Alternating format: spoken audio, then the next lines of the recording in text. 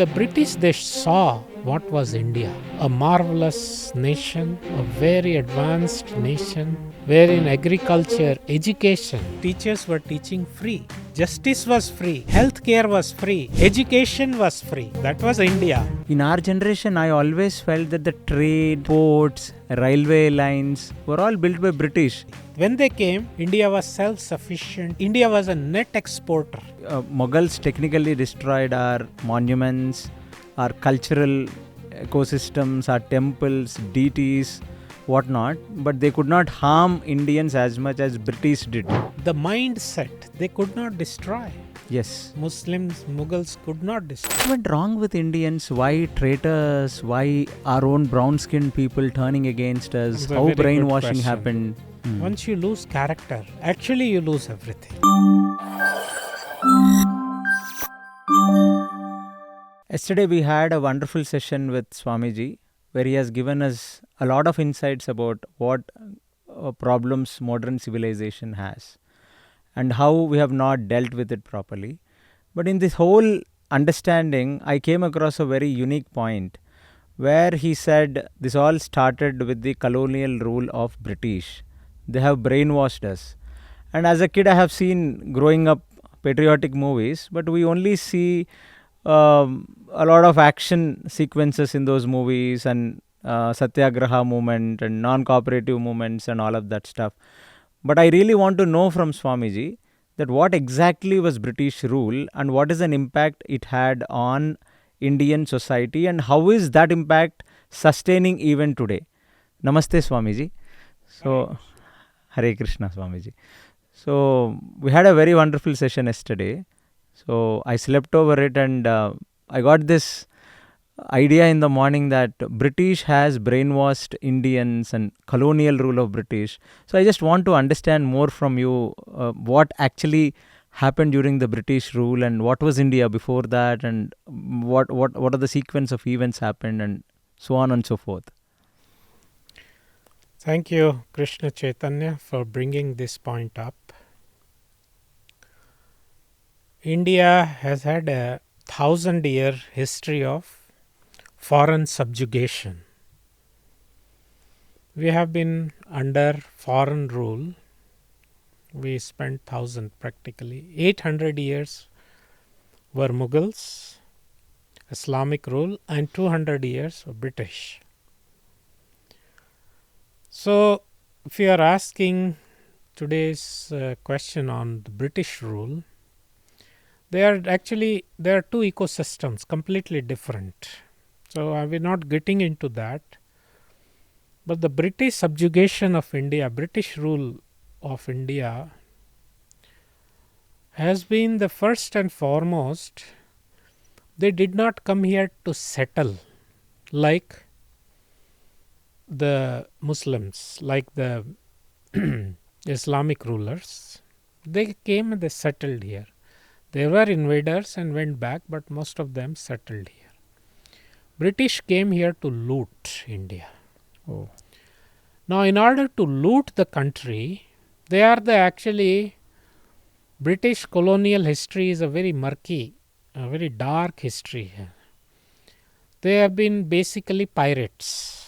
Okay. I mean, if you examine the history, the countries with which they fought, where they kind of robbed them. So, I mean, I'm not scared to use this, they were strong word called robbed. Basically, the British Museum is something called, like a chore bazaar, we call it, wherein they have looted everywhere and just stocked up a country which was growing fish and potatoes and coal later on. Okay. How it became rich, it's all looted wealth. So, when they came to India in the 18th century, and the British, they saw what was India, a marvelous nation, a very advanced nation, wherein agriculture, education, for example, education, we have illiteracy now. Earlier Gurukul system, there were millions of Gurukulas in India, hundreds of thousands of Gurukul, because teachers were teaching free. Justice was free. Healthcare was free. Education was free. That was India. So my point is, when they saw this, it's there, it's recorded Okay. that Macaulay and all, if we keep Indians as Indians, we will not be able to rule them.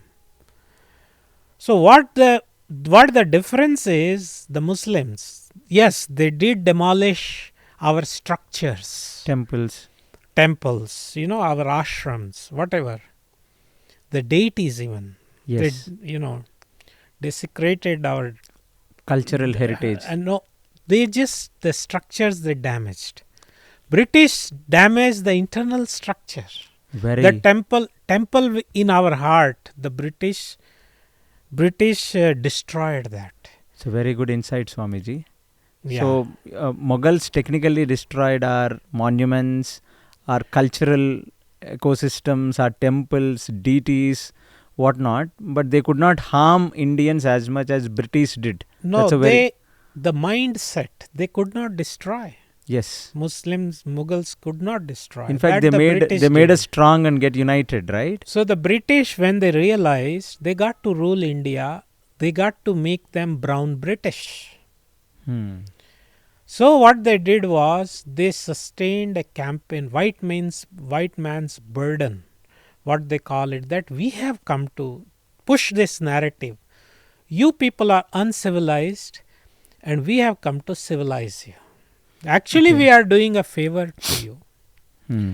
So the thing is, this is the biggest brainwash in the history of human race, and this is the biggest heist in the history of human race. Robbery, the great robbery of India. At those exchange terms, they took away $45 million, the British. $45 trillion worth of wealth from India. $45 trillion for the complete 200 years of looting India? That calculate, but my estimate is much more, but that's what is calculated, those exchange rates, not today's exchange rate. Now my point is, what they did was, the British, for every single thing, see, they were very intelligent. At any given point of time, 200 officers were ruling India. That's all. They expanded with Indian money and Indian men. They were growing with our resources. Yeah, so 70% of the world they brought under subjugation. That's why Netaji, Subhash Chandra Bose realized that they are expanding and maintaining those colonies from Indian manpower, Indian army. So if we can, then they realize it's all over. And once they lost India, they lost everywhere else. The British, on that empire where sun never set, finally the sun set. You have covered the whole from East India Company to the Subhash Chandra Bose. But Swamiji, there are some few important questions that I want to know in my generation, what we think of. I have some technical questions, Swamiji. So British looted India, but they also looted previous countries, like they invaded America in 16th century. Then they came to Africa and then they came to India. So they had this establishment of colonial rule which started from America. That's my understanding? No. Yeah. So yes, that is correct. These few European powers, actually they colonized the world. They were Spaniards, the Dutch, Portuguese, French and British. So of all these, British survived the best, is it? Yeah, the kind of longer and wider. Of course, yes, the British, yes, that's true. And I just want to understand anthropology behind that. Why the other communities like Spanish, Dutch, Portuguese could not compete with British those days? What do you... No, they all, you see, there's South America, for example, their colonies, each one had their colonies. But British was the biggest empire. And I tell you, that was the logic Hitler gave, or Hitler had issue with them. He called them a shopkeepers nation. Shop. What had happened was Germany was making the best quality stuff, producing, but they were not able to sell because British had the whole market. So that was, you see, wars have financial, commercial reasons. Always the commercial Yes. angle to wars. Yes, yes. So there was commercial angle, so that he said, I'll finish them, I'll finish their market. So British, what they were doing, they were in India, for example, they brought in 1908, I think, that act, for example, even a screw you have to import from Britain. They won't allow the local industries to develop. Okay. And you got to pay Britain, pay back in gold. So that was their way of looting day and night, relentlessly. When they came, India was self-sufficient. India was a net exporter of grains. They destroyed our agriculture, and what they did was they devoted our acreage to commercial crops and leading to mass starvation. You know that, of course, that Bengal Famine, biggest. famine was an artificial famine, and 6 million. They talk of Holocaust. Germany Yeah. did this. Yes, Germany yes, did yes. that. To tell you frankly, if you recount, the Hitler is demonized because he did to them. Yeah. But point is, if you check the what all British have done over the centuries and what Hitler did in a few years, It might be a Hitler very might be, you can call Hitler a kind of saint comparatively. to the Not British. That's a very. So the whole episode of Holocaust and Jewish thing, what Hitler has done, probably what is it? It is 1% of what British should have done across the. I would totally agree. British have a long history, long history of wherever they went, they destroyed communities, the country, nations, and the sustained looting, and they just ruined wherever they went. Actually, In our generation, I always felt that the trade, ports, railway lines were all built by British. I very never good. knew that India was also exporting before No, pre-British era. I tell you, Prabhupada actually analyzes these things. Whatever I am speaking is from Srila Prabhupada's conversations and my own research as I keep researching. Good to know that, Swamiji. Now the point is, the British, they had to they had to develop infrastructure, because without that infrastructure they cannot export raw material. Okay. And they cannot disburse the imported finished goods. So what they did was they established railway networks and ports, telling Indian that, because earlier tourism was religious tourism, which somehow again has come back, Yes. making a comeback, Yes. Because Yes. if you ask Oyo CEO, Mr. Ritesh, biggest his bookings are for in religious places. Yes. Yes. Definitely. Yes. So now what happened was, they said that we are establishing these rail lines for you so that you can go to your holy places easily. That's what they told. That's what they told. But the purpose was from the hinterland to collect raw material and to send finished goods. So they packaged everything very nicely. So that was the British job, That's what they did actually. But they developed ports for their export, or we already had some. Whatever infrastructure was there, that India had its own infrastructure, not in terms of railways, and of course if the British wouldn't have been there, maybe the rulers would have tried anyway. But whatever they did was for their own purpose. What did they give back to the Indian society? If you see what they have given back, they were good administrators. Hmm. They were good administrators in the terms of our place in ISKCON Secunderabad when it was donated. Okay. Before independence, every day an inspector would be visiting to see the internal cleanliness of the campus. The owners were staying here. Oh, okay. You got to keep your house clean. Okay. Roads were washed. Okay. Calcutta roads were washed twice a day. Oh, cleanliness. Cleanliness. The Swachh. administration, they were good administrators. So we learned Swachh Bharat from them. No, we didn't have to learn anything. But I'm just saying, when you say what did they give, They gave. they were efficient in some ways. Okay. Now what happened was post independence now, the loot continued. There was a mass, that is almost what British looted, than the outflow of capital from India to other regions like Swiss banks. That was no less. So that another loot continued actually, Mm-hmm.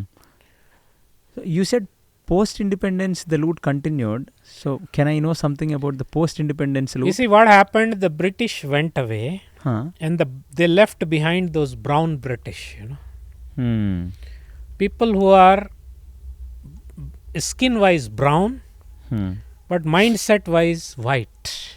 And the grand loot continued. They continued to, our rulers continued to loot India. There are statistics available. This was as comparable to the outflow of wealth from India. Was very huge, even after post-British. Swamiji, I want to know one thing. As you said, they were good in administration. So it is like two eras, right? One is East India Company doing their business in India.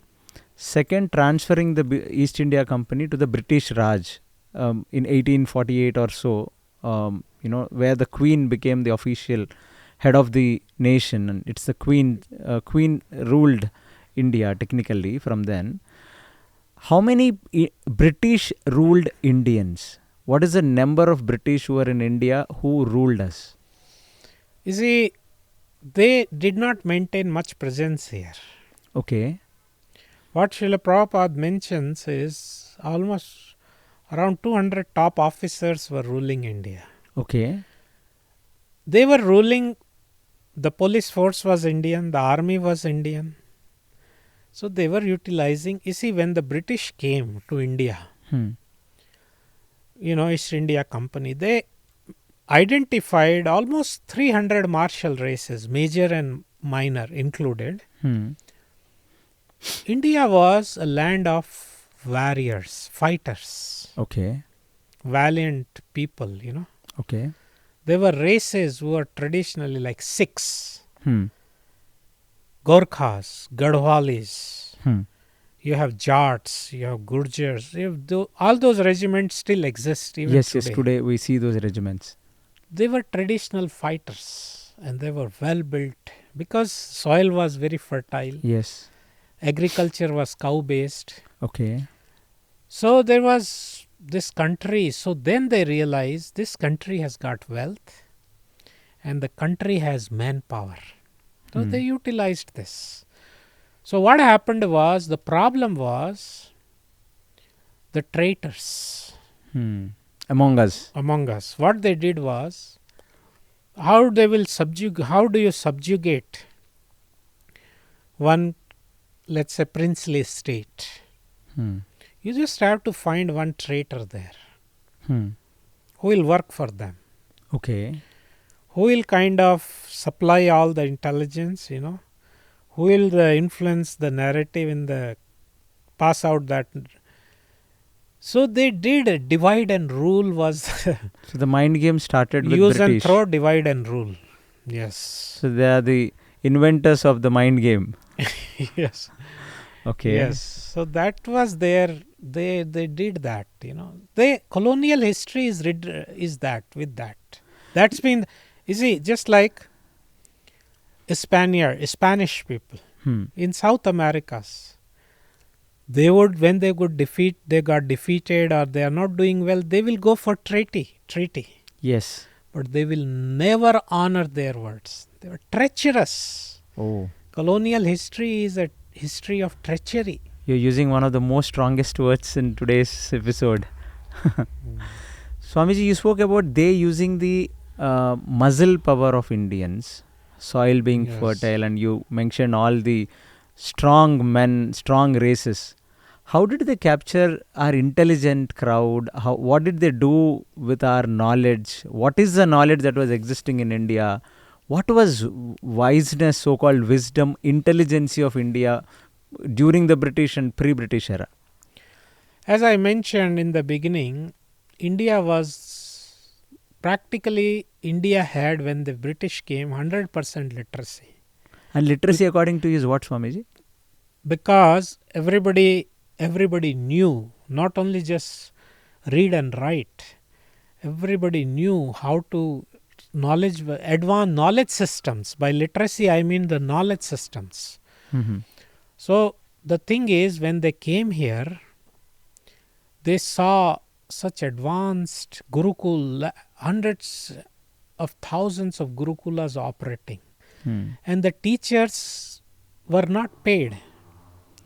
They would be, teachers were just given some, student will come, give some grains of rice, let's say one packet of rice, or they were paid. Brahmins never took salary. That was the system. So, as I mentioned earlier just now, education was free. Healthcare was because every Ayurveda was, and Siddha Vedya, Panchagavya was very widely well known, these sciences. So, Yes. village elders, they were all very learned. The Vaidyas were very learned. So, they had and justice was free also. Panchayat or the kings there would be justice. Today, all three are very inaccessible for the poor man today.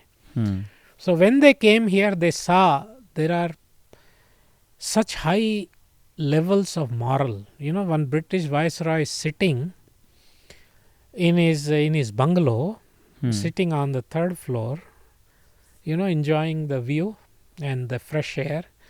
Then he saw an old man climbing with 100 kg sack of rice or wheat and climbing all the way, going to then after he dumped that sack in his kitchen, he asked his one body sipai that, okay, call that gentleman. Okay, that old man came. He said, ask him what is his age. That old man said 84 years.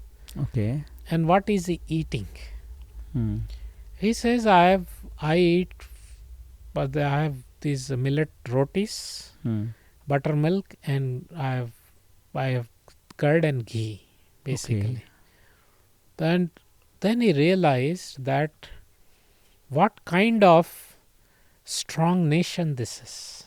Okay. And actually they started this cow slaughteries of British origin, not Muslim origin. Oh. So the point is they saw this system. Then Macaulay said, unless we brainwash them. So Macaulay introduced this education system, which is still we are currently going on. Yes, It's yes, Macaulay's ideas.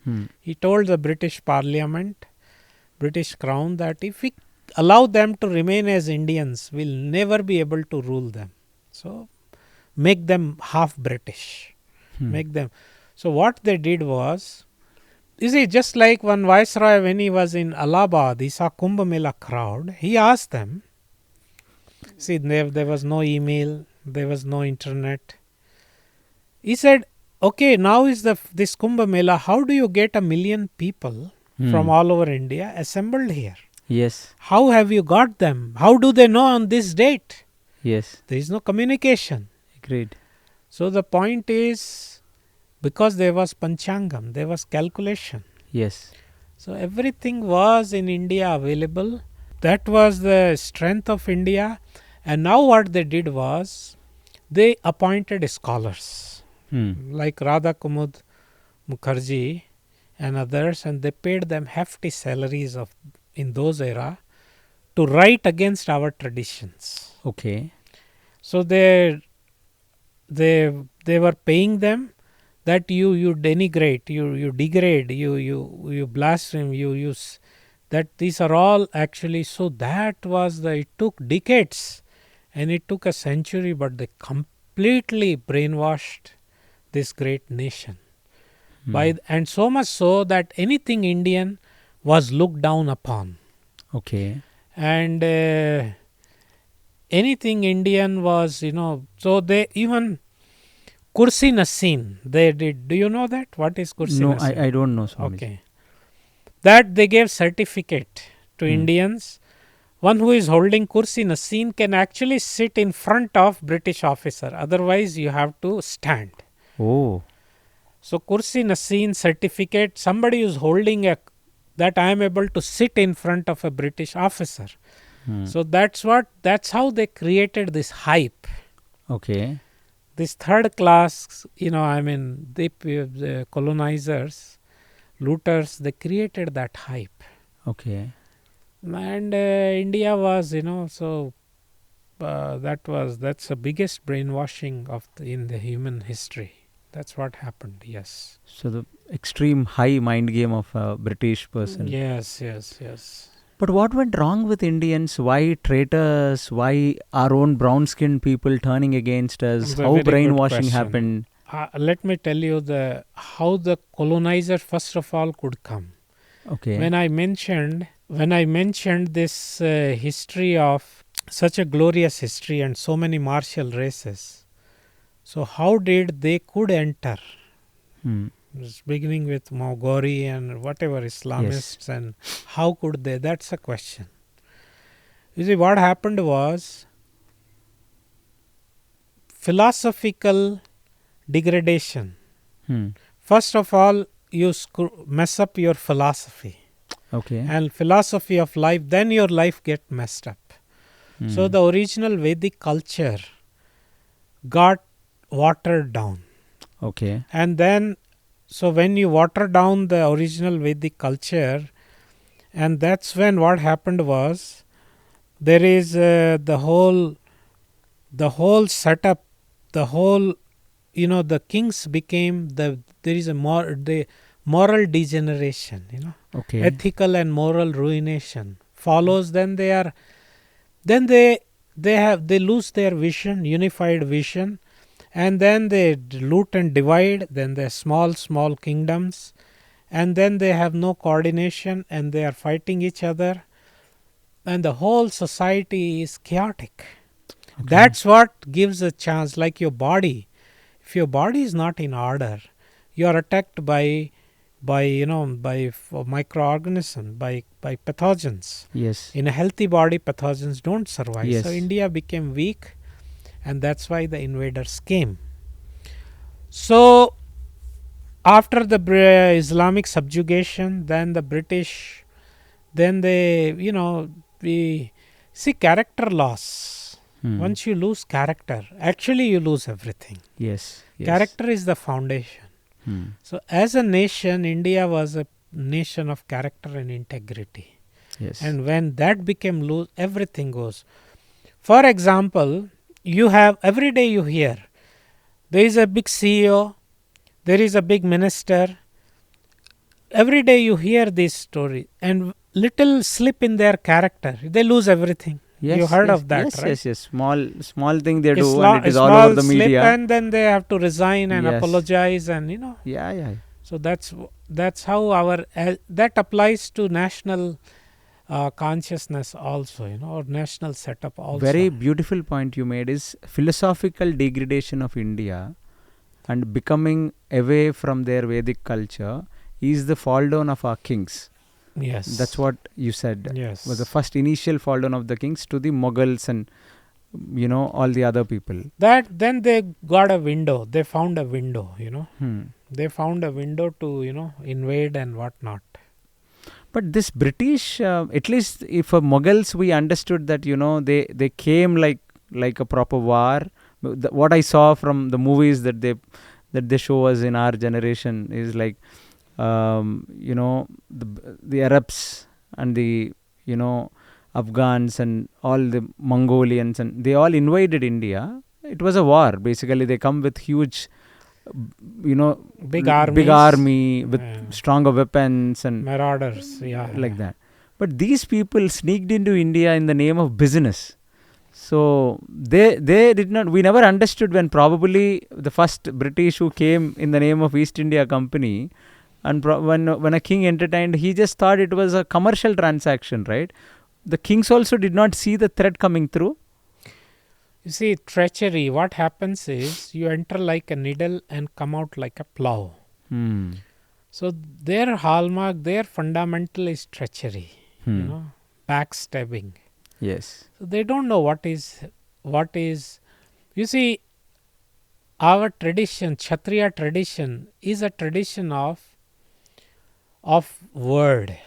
If I give you word, like a Kshatriya, real incident, they was going, and a businessman was going centuries ago, and they stopped under a tree, and he said, I have some curry, you please take. The businessman offered him, and he said, no sir, I cannot take your curry. He said, no, why?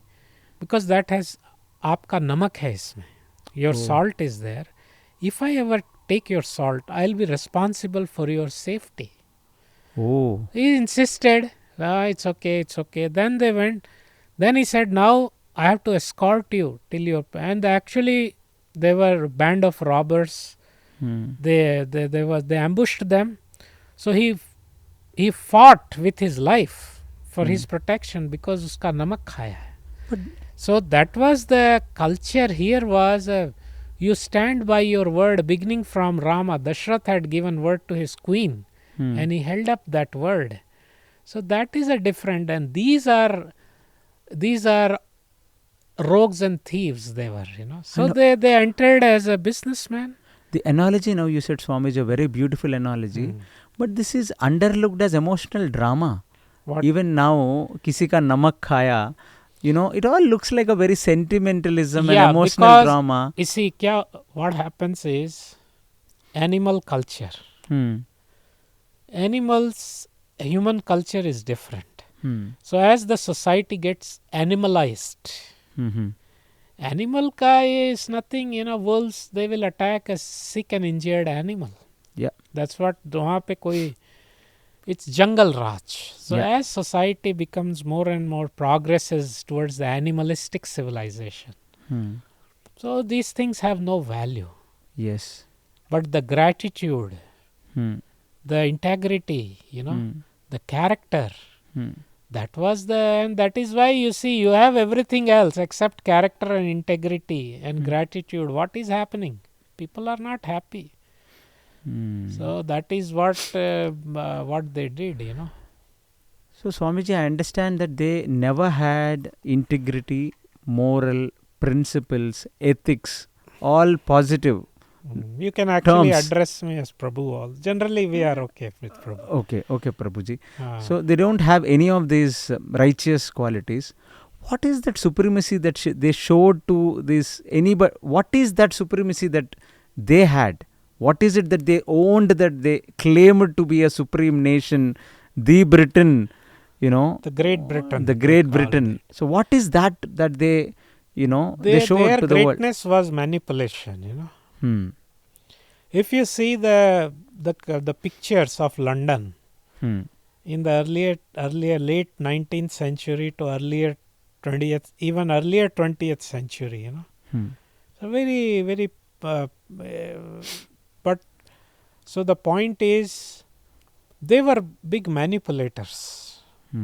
They were quite organized, very intelligent. Organized crime it is. So when you have, Sarp Mani Bhushitam Sarpakimasya Bhayankara.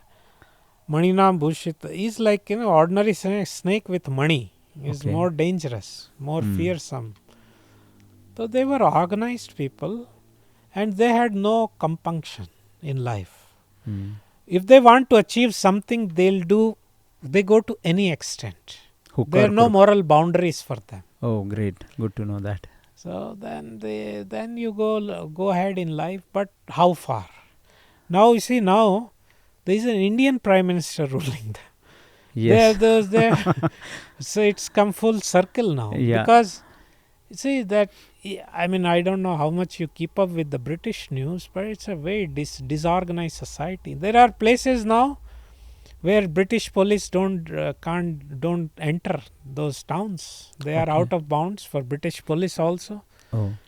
So now, and it's question of time before these countries they become Islamic nations, or the expats Oh. that take over these countries. Oh.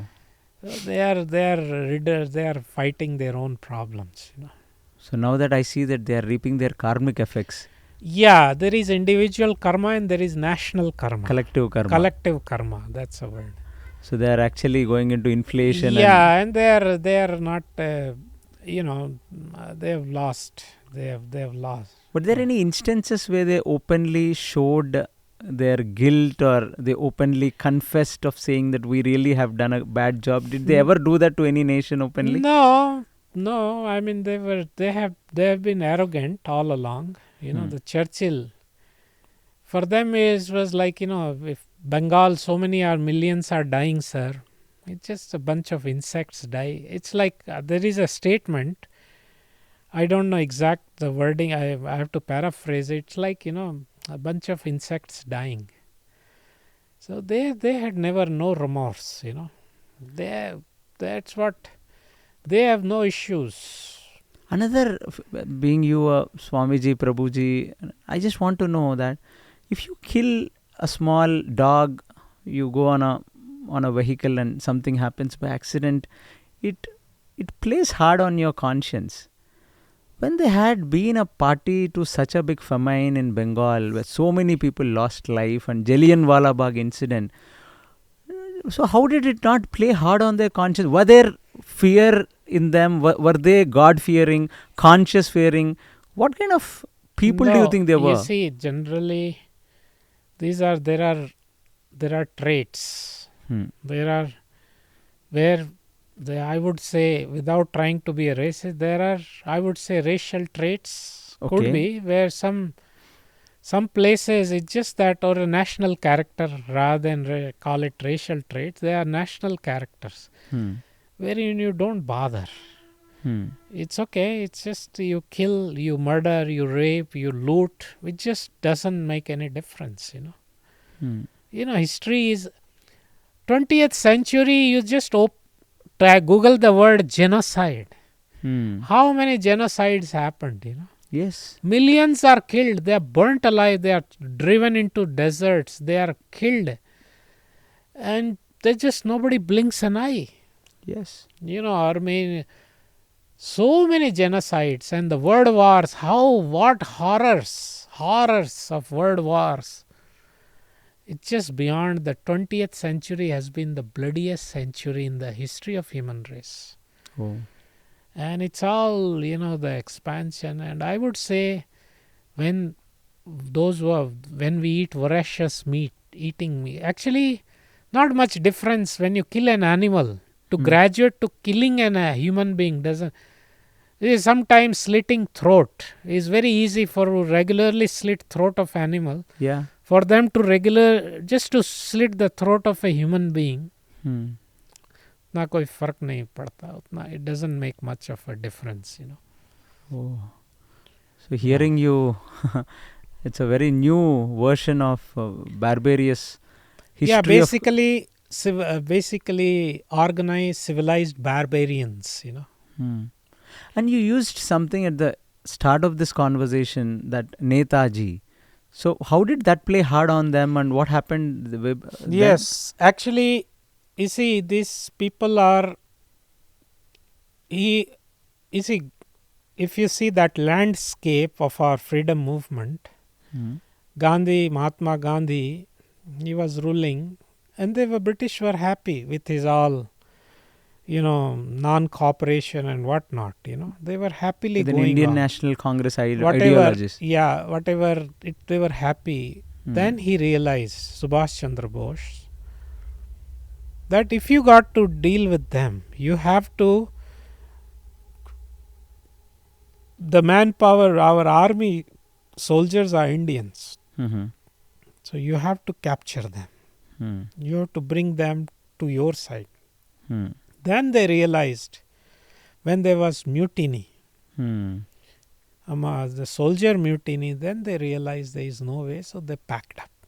Hmm. Before packing up, give them a kick, parting kick it's called, Okay. and divide them so they remain always busy fighting each other. Yeah. They gave the parting kick and divided the country. Hmm. And even today we are fighting, busy fighting each other. Hmm. So that's what they did.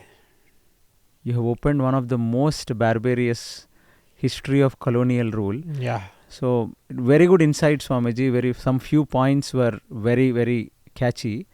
We'll go into the knowledge thing. What were the civilization? And one thing before I forget is that there is no history. Indians went to colonize some people. Yes, that's a very important point. There is no history. We never invaded any nation. We never went out to this country, that country, because it is that hospitality, that culture, that honesty, that integrity is imbibed in us. So that we were satisfied with what we had. We were never greedy. Yeah, India was we had our culture.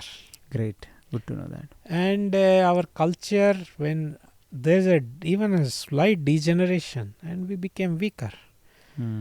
But there is no history Indian. Even today, I saw on social media one comedian. He's talking of Indian bank robbers in America. You don't hear them. You don't hear that concept. Yes. Indians are robbing a bank. You have other nationalities becoming robbers, bank robbers. Yes. But Indians don't. So he was making fun of that. So Indians have been, yeah. So it's indeed my pleasure to host you in this, where you gave a lot of insights on their mind games, their manipulative techniques, their barbarous ways of, ruling another nation. Looting, used a big word. They built the Great Britain with the loot money and the chore bazaar of their museum. Very good points. Swamiji, but I want to do another episode with you where we will understand the kind of brainwashing they did to Indians before they went. That last 50 years and 100 years of brainwashing that Indians have evolved in their educational system, and they become too far from their identities, ideologies and philosophies. So I just want to understand from you in the next episode the pre-independence and the post-independence effects. How did they brainwash us, and what is it that now we are currently doing? Are we carrying that burntness with us in our rules, in our understandings? And we'll get more deeper into this, Swamiji. Thank you so much for these insights. It was a pleasure hosting you. Hare Krishna. Hare Krishna.